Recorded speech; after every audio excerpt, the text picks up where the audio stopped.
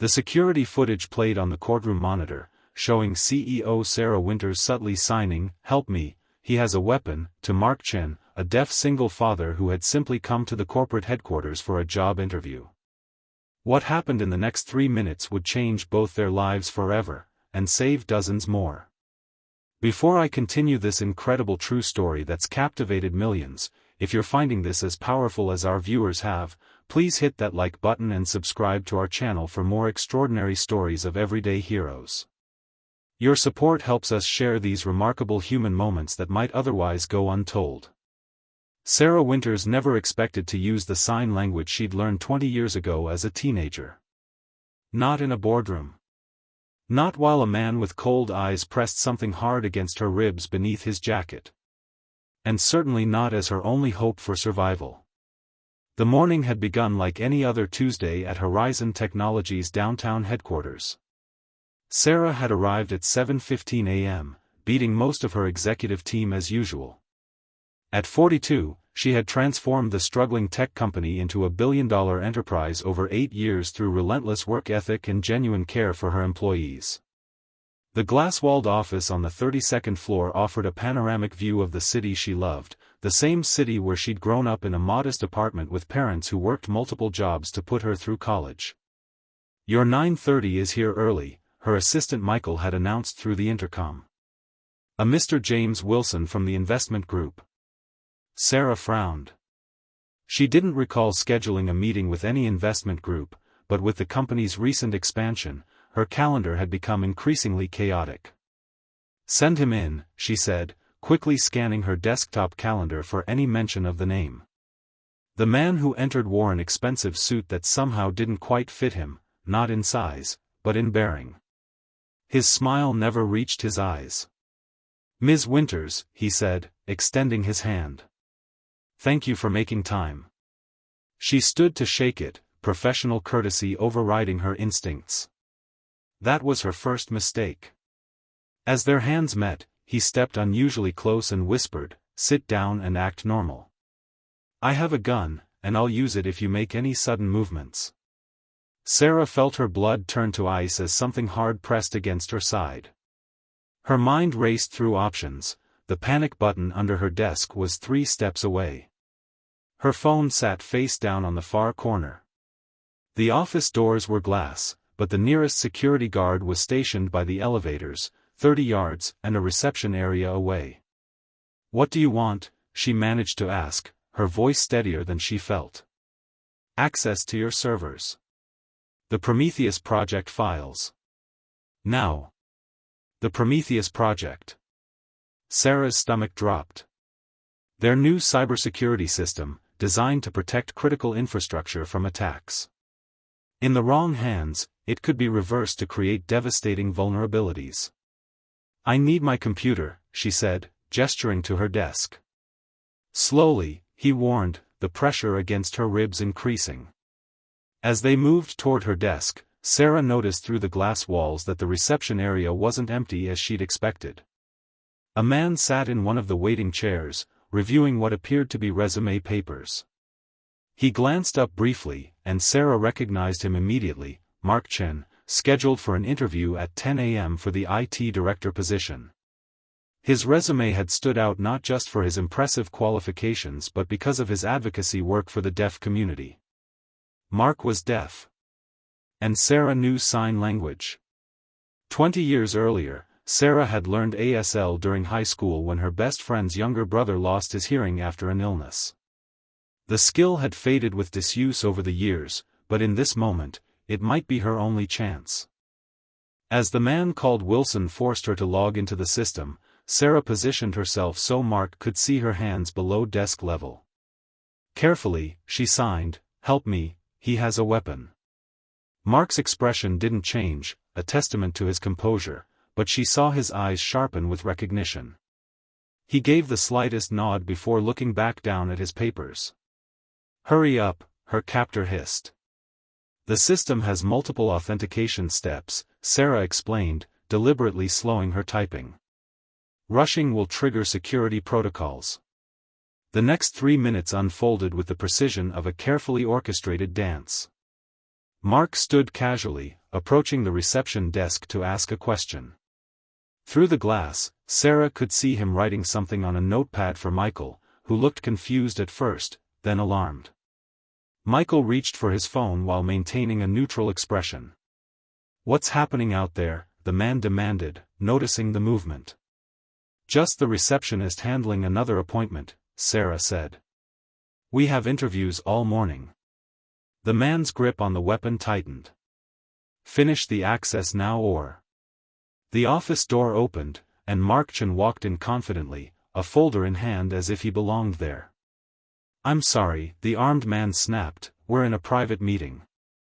Mark smiled apologetically and gestured to his ears, signing that he couldn't hear. The momentary confusion was all that was needed. As the intruder turned slightly toward Mark, Sarah slammed her elbow backward into his solar plexus. Simultaneously, Mark launched forward with remarkable speed, grabbing the man's wrist and twisting it upward. The weapon, a loaded 9mm handgun as they would later learn, clattered to the floor as security personnel flooded the office. In the aftermath, as police took statements and security footage was reviewed, the full story emerged. The man who called himself James Wilson was actually Alexei Petrov, a known operative for a hostile foreign intelligence service. The attempted theft of the Prometheus project would have compromised national security systems across multiple countries.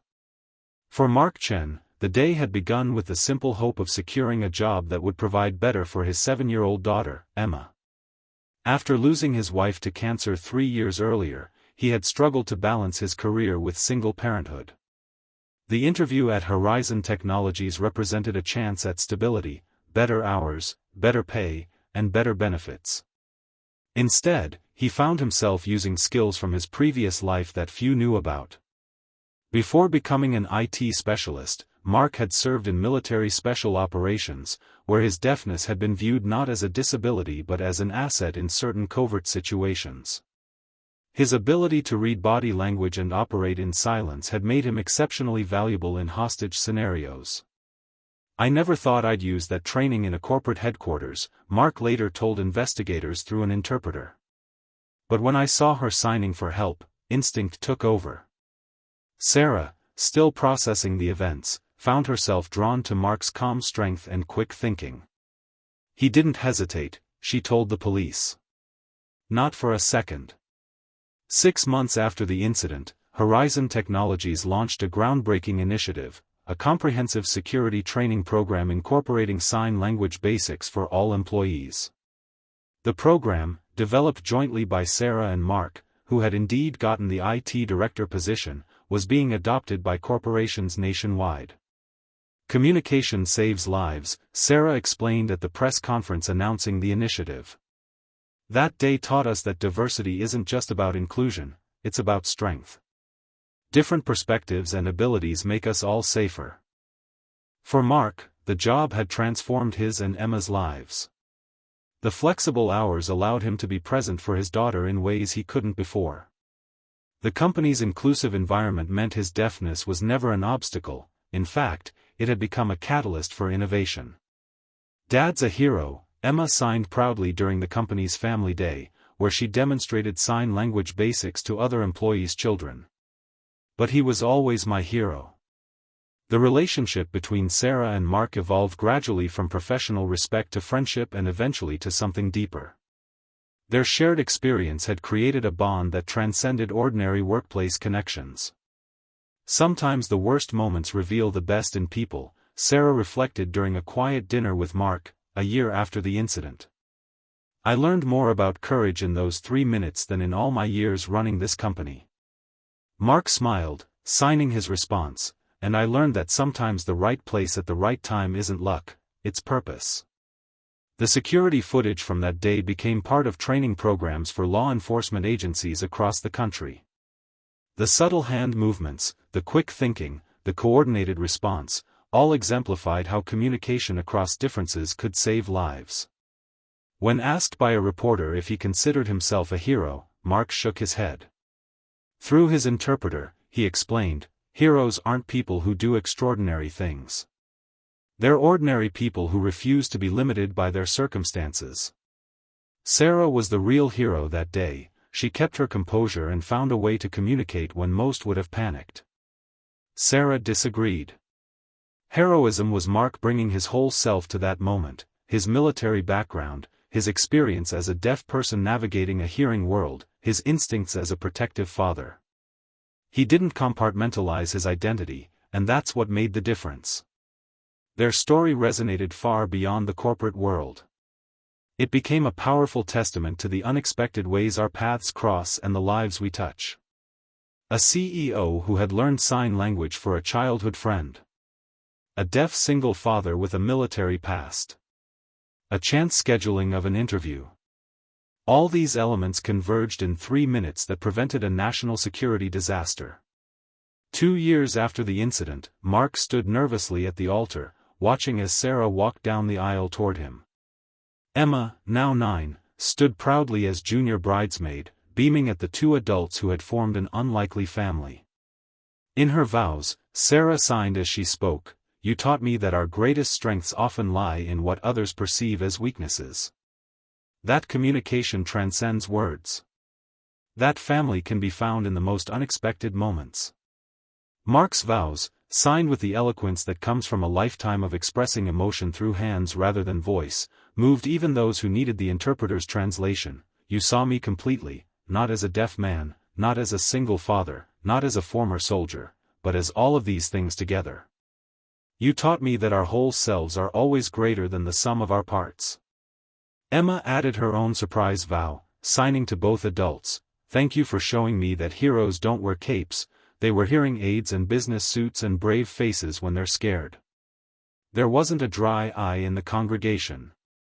The Horizon Technologies Security Initiative eventually expanded into a nonprofit foundation dedicated to inclusive emergency response training. Their work has been credited with saving lives in crisis situations across multiple industries. Sarah and Mark's story became the subject of case studies in business schools, military academies, and disability advocacy organizations. The 3-minute security footage has been viewed millions of times online, analyzed frame by frame for its lessons in crisis management, nonverbal communication, and the power of diverse perspectives. But for Emma, now a teenager preparing for college with dreams of becoming an accessibility engineer, the most important lesson wasn't about security protocols or emergency response. "My mom died when I was 4, she explained in a scholarship essay that would later go viral. "For years, it was just Dad and me against the world. He taught me that being deaf wasn't a limitation, it was just a different way of experiencing life." Then Sarah came into our lives, not because of some romantic comedy meet-cute, but because of a terrifying moment where both of them refused to be defined by what others thought they couldn't do. She continued, "People always focus on those 3 minutes of danger, but I focus on what came after, the thousands of days where they chose to build something beautiful from something frightening. That's the real heroism."